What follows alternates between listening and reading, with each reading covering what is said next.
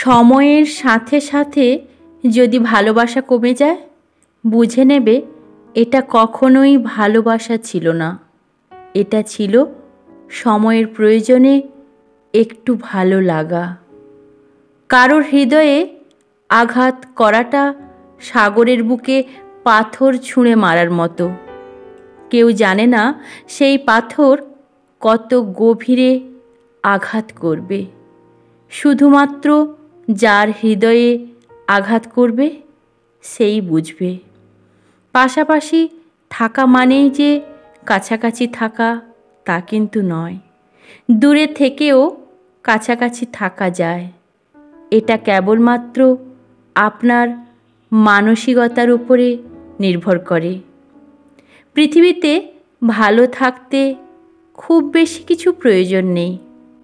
একটুখানি সততা, নিজের ওপরে বিশ্বাস আর অল্প কিছু আপন মানুষ যারা তোমাকে চোখ বুজে বিশ্বাস করবে, কিংবা যাদের কাছে প্রাণ খুলে কথা বলতে পারবে, আর অল্পতেই সুখী হবার মানসিকতা।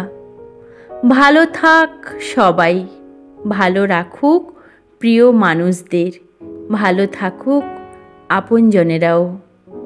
কখনো কাউকে অযোগ্য বলে অবহেলা করো না।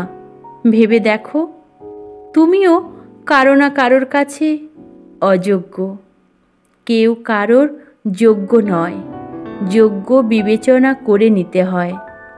তোমার ভুলগুলোকে নিজের সাথে বহন করো না, সেগুলোকে পায়ের নিচে ফেলে সেগুলোর ওপর ভর দিয়ে সামনে এগিয়ে চলার কাজে ব্যবহার করো।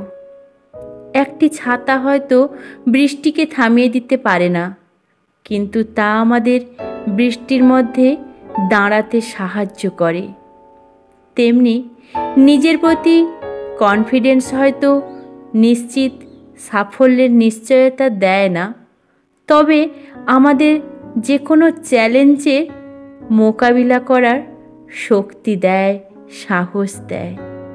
সেই সময়টা হয়তো খুব কঠিন, সেই সময় চোখের জলও ফেলতে হয়, কিন্তু ওই সময়টা তার চেয়েও অনেক বেশি কঠিন যে সময় চোখের জল লুকিয়ে হাসতে হয়।